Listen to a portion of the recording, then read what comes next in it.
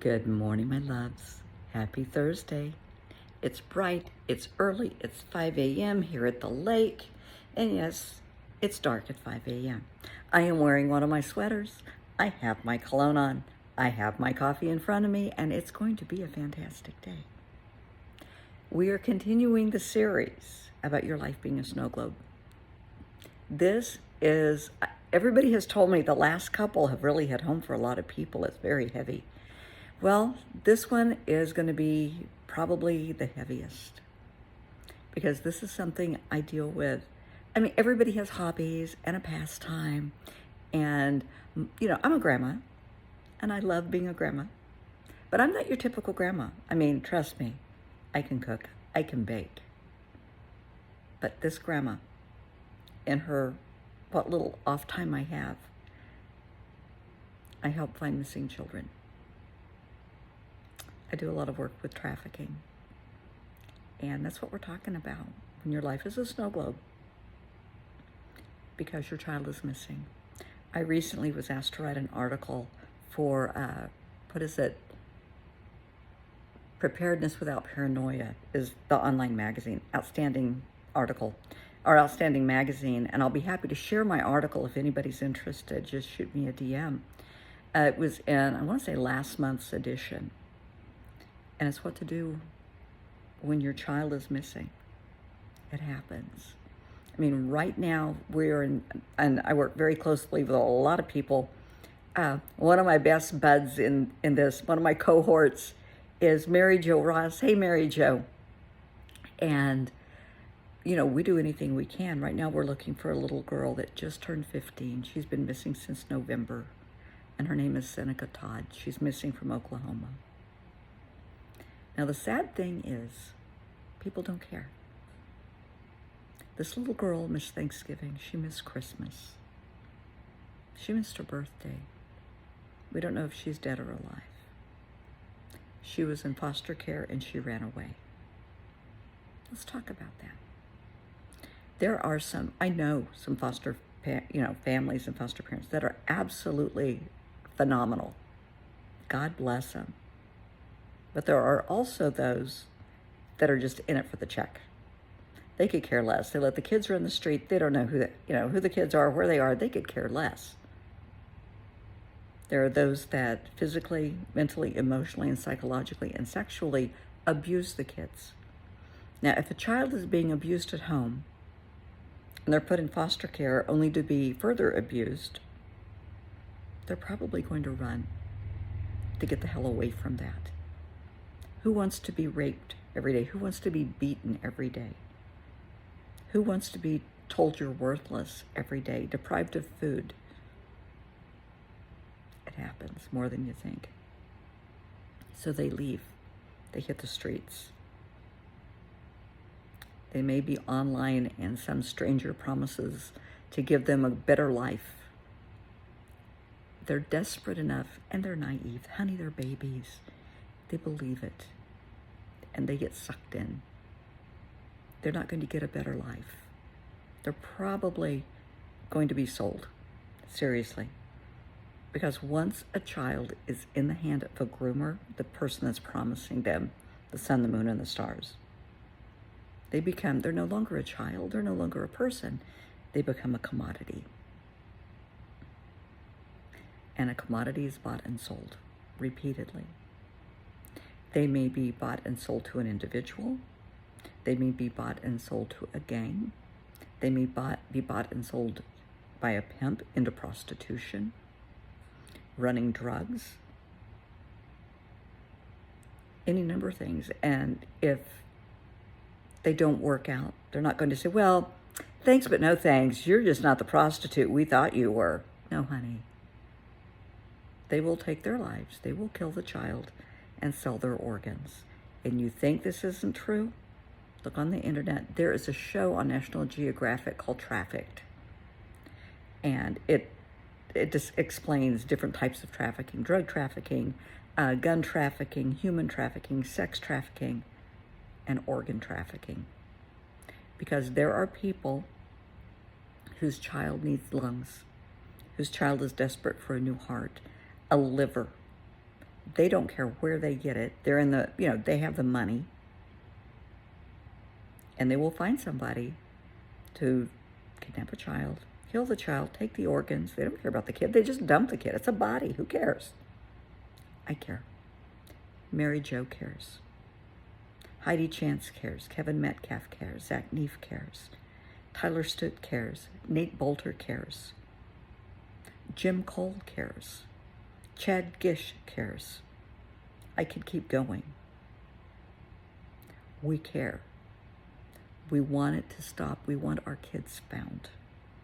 Because when you get involved with a case, ask Mary Jo, they become part of your family. They become one of your kids. You pray for them. You worry about them. You reach out to law enforcement. You reach out to the community, to families, to the ladies in the beauty shop and the nail salon, because, honey, they know everything. We do anything we can to get information to locate these kids. Sometimes parents care. And in Seneca Todd's case, sometimes they don't. They don't care. They're not looking. Maybe they gave up. Maybe they knew she was sold. Maybe she's dead and they know that. But that's what this grandma does in her off hours. And it is very heavy. So when a child runs away, when your child doesn't come home from school or from a friend's house, the first thing I want you to do is take a deep breath. I don't want you to panic, okay? Deep breath. Okay, they're not home. You're going to call the last place they were seen. If it's school, call the school. Because most schools now have cameras. You may see who they were with before they left. Call their friends. I know a lot of the friends are going to keep the secret, but they may not.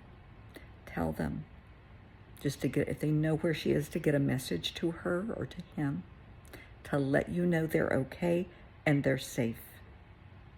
Now, if they have been trafficked, if they have been taken against their will, they're not going to get to keep their cell phone, honey. They're going to destroy the cell phone and dump it. I'm sorry. I know, I told you this was heavy going in. Get in touch with the police. Even if you receive a call from some unknown individual or a text message, don't contact the police. Contact the police. Contact the Bureau for National, what is it? Oh my gosh, I can't even think this morning. I need more coffee. The National Center for Exploited Children. Get in touch with me. Get in touch with Mary Jo Ross. Get in touch with Heidi Chance, Kevin Metcalf. Get in touch with We Fight Monsters. Ben Owen and Jessica Owen. Oh, honey, they can find anybody, anywhere, anytime. Veterans for Child Rescue. There's a lot of people out there. Don't let it overwhelm you. Keep your wits about you. You can always reach out to the FBI, seriously. Federal law enforcement. Get in touch with the U.S. Marshals. Call your local police if they don't give a damn, as in the case of Seneca Todd. Local police don't care. They're not cooperating with us at all. Get in touch with the Attorney General's office. Hello, Kevin Metcalf. That's what we did. Kevin's one of our buddies. He cringes when he sees my text message. He's with an Attorney General's office in Oklahoma. Yeah. They can get the ball rolling. If they don't, up the ante. Call the federal agencies in. Absolutely. Call the marshals. Call the FBI. Because a child is missing. Every child is worthy of love, of feeling safe, safe in their own skin, safe wherever they're living, safe in their own bed, that somebody is not going to slip into that bed and abuse them, safe in school, safe going to and from school. They need to feel nurtured and appreciated and loved and valued and respected, because their ideas matter, their thoughts, their opinions. They may be different than yours. That's okay. Yours were different than your family's. It's okay. Appreciate them for who they are, as they are. I've seen too many families turn their back on a child because the child is gay or transgender. Honey, it's your child. Doesn't matter. Doesn't matter. They're still your baby. Love them. Accept them for who they are. When they come out to you, tell them, hey, okay, that's you. I love you for who you are. Because if you don't and you push them away, they will find people that will take them in and will use them and abuse them. Let's not do that. Let's not push kids into drugs, into alcohol, and into prostitution, into gangs, because they want to feel like they belong. They want to feel accepted. And a gang will tell them, oh yeah, you're one of us now. Oh yeah, you belong. And once you're in for life. And the only way out is usually death. And again, they will be sold. They will be running drugs, prostitution.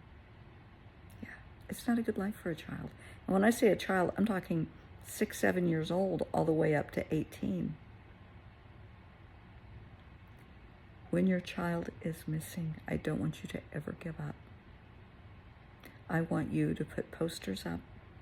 I want you to get on the media, social media too, of course, but please talk to the police, talk to the news stations, radio stations, newspapers. Get it in the paper. In the case of Seneca Todd, and I owe Mary Jo a big thanks.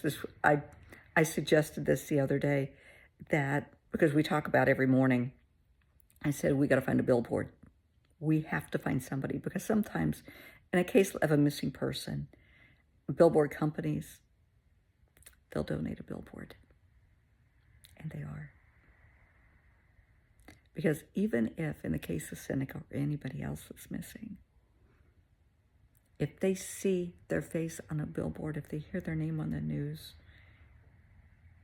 if they see their name in the paper, a poster taped, on a light pole, they know somebody cares. Somebody's praying for them. So, your child's gone. You get the call they've been found. You're elated. You're mad. My God, where have you been? There's a mixture of emotions that you're feeling. You need to put your emotions and your feelings on the back burner. It's about the child. First thing, the child needs a medical evaluation at a hospital, not an urgent care. If they're with the police should take them to a child advocacy center to debrief them, to talk to them about what happened, and get them to a hospital to be tested to see if they're okay, if they're healthy. And they need a psychological evaluation. Because, honey, the traumas that they have been through, if I told you, you wouldn't believe. Let them have the help that they need. Let them get the evaluations. And this is the hard spot. They're going to need space. You have a million questions you want to ask them. Where have you been? What happened to you? How bad was it? Did you eat? What did they do to you? Did they hurt you? Did you know I missed you? Did you know this? Did you know that? It's okay to an extent, but let them come to you and talk. Don't push. They've been through traumas that are unimaginable. Let them talk to you when they're ready to talk to you. They may want to isolate themselves a little bit. They're processing being safe. Let them. Just let them know you're there. You love them. Support them, nurture them, and give them space to process everything and to come to you. I would limit their access to their friends initially, because their friends are going to have a lot of questions too. Let them process. Let them know they're, their friends are calling and asking for them, but no, we're giving them some space right now to settle in and get into family counseling. Because when your child runs away, it's not just your child running away. It affects the whole family. So, talk about having your world upside down in a snow globe when your child is missing. Yeah. And sometimes that child is taken by a family member. Sometimes it's taken by a non-custodial parent. It happens a lot. We can usually get a lead and make some progress. If they have been, if a child has been taken for any reason outside the country, it gets a little harder. It's not impossible. We know people. But never give up hope. God hears all prayers, and all prayers are answered. They are. In their own time, they are answered, but never give up, because your child is worthy, and you're worthy of having your child back. And if, God forbid, your child has passed, your child is worthy of a proper burial, and you're worthy of closure. I know, I told you it was heavy, but it's something to think about.